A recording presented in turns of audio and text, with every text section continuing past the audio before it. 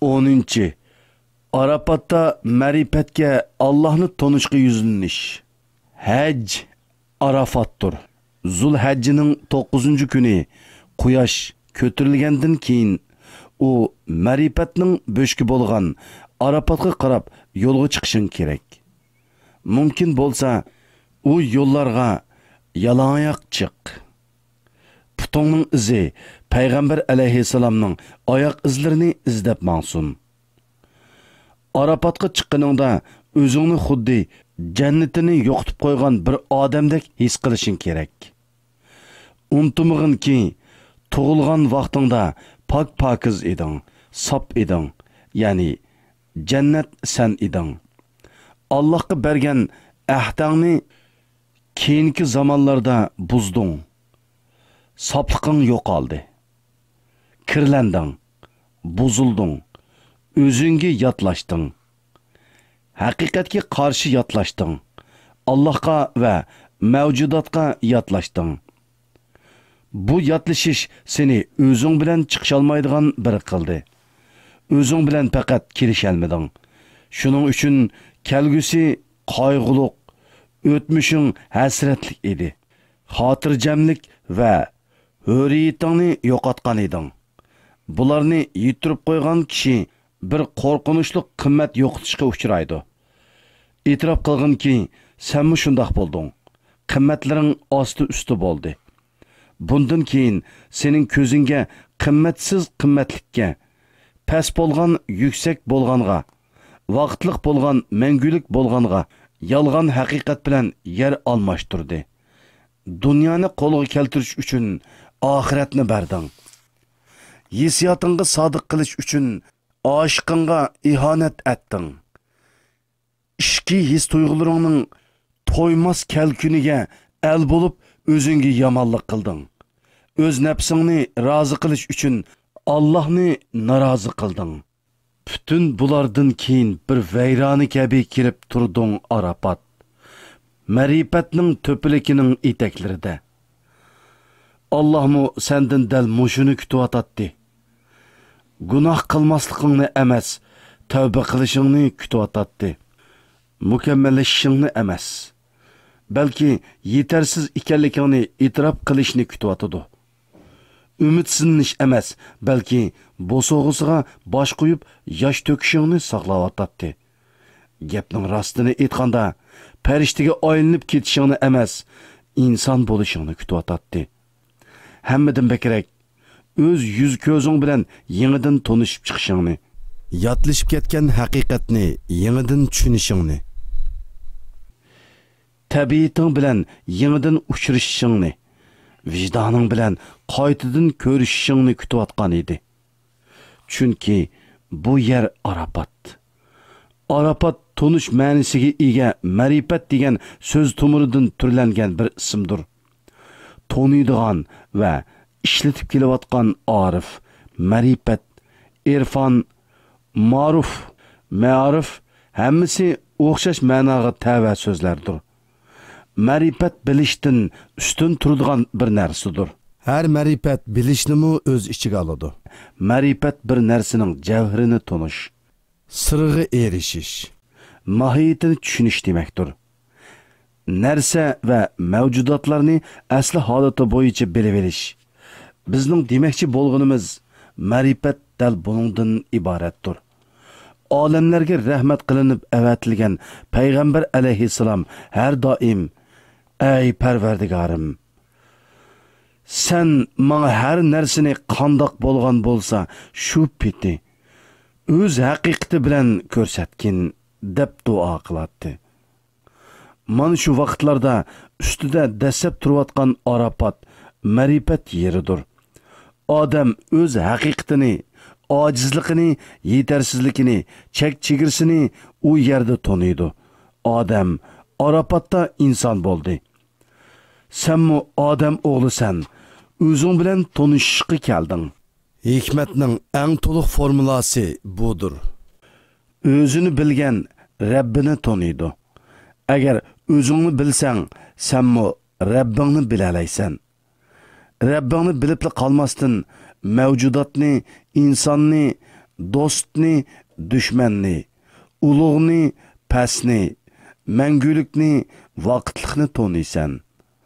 O'zingni bilmasdan va to'nimasdan nimani qila olaydinki, chek chegarasini, imkonini, imkonsizligini, ya'ni haddini va bu chegaralarni bilmay turib, nimani ish qilmoqchi bo'lsang, har ishingni barbod qilishing muqarrardir. Tonuşum deganlaringdan bir qancha yillardan keyin ahonat ko'rguningni, yuragingning umidsizlikdan mazarlıqqa aylanganligini, eng qattiq azoblarni, eng yaqinlaringdan ko'rganlaringni so'zlasang, sening tonuşung va tonuşush bilan orangning yaxshi emasligini bilgili bo'ladi. Dal fursati bu.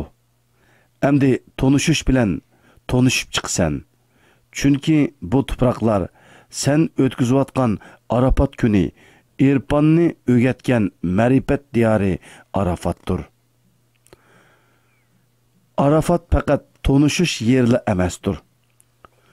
Shuning bilan birga uchrashish yeridir. Chunki havangiz bilan, havolaringiz bilan uchrashgan yerdir.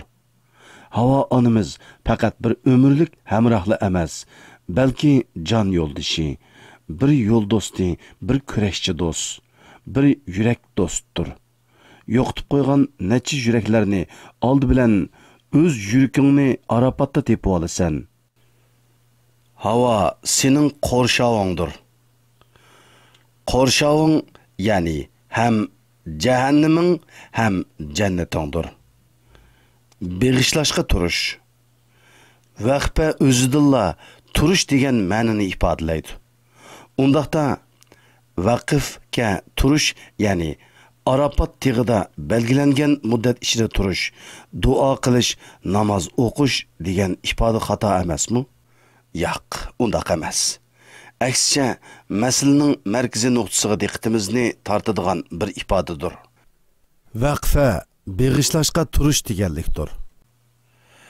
Chunki vaqfga turish uchun turish deganlikdir. Ya'ni turish uchun egilmek deganini ifodalaydi. Ya'ni sizning yegona turishingiz, nada turishingiz, nimaga qarshi turguningiz, nimaning va kimning yinida turguningiz, qandoq turguningiz, nimishqa turguningiz. Vaqfa har kimning o'z turishini kontrol qilishdir. Oldi bilan yolg'iz va shaxsiy turishingni kishi o'ziga qarshi nada turdi? Yuragingning yinidimi yoki ishki his tuyg'ularingning yinidimi? Imonning yinidimi yoki shaytonning yinidimi? Fitratingning yinidimi yoki uzoqdimi? Haqiqatan rostilla bir yerda turamdi.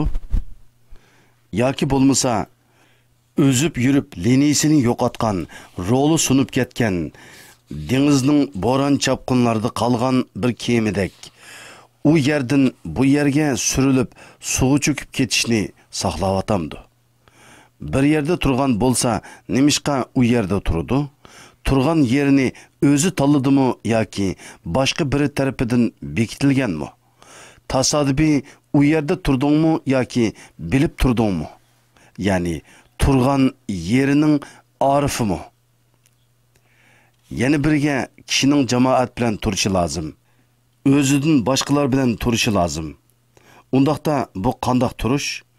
Yo'ldoshiga, do'stiga, oilasiga, jamoatiga qarta qaysi o'rinda turdi? İctimai va siyosiy voqealarda qayerda, kimlarga qarshi, kimlarning qishida turmoqchi yoki turdi? Masalan, İbrahim alayhissalom bilan birlikda butqa va butparastlarga qarshi turyotamdi yoki İbrahim alayhissalomga qarshi butparastlar bilan bir safda turyotamdi. Qur'ondagi ifodasi bo'yicha shaytonga qarshi Allohning partiyasi bilanmi yoki Allohga qarshi shaytonning partiyasi bilan turyotamsan? Zalimlar va tağutlarning sepida turyotamsan yoki zulmga uchirg'uchilar va ezilganlarning sepidami? Arafatdagi bu turish yana ikki yerda takrorlandi. Mash'aril haram bor bo'lgan Muzdalifa va boshqa biri Minadir. Muzdalifadagi turish Kabening yaqinlarida Allohning huzuriga bormay turib, ikkinchi qitim gunohdan pokizlanish yeridir. Mina bo'lsa, shaytoniy his tuyg'ular bilan hisoblashib, Allohning huzuriga ahdinomingizni yanglash uchun pok-pokiz, zinnatsiz, shartsiz berish uchun eng oxirgi poklanish mahallasidir. Arafatda o'zing bilan tonishding. Ma'rifatga erishib, o'zingizning kim ekanligini bildingiz. Hozir qiladigan faqat bir ish bor, u bo'lsimi duo.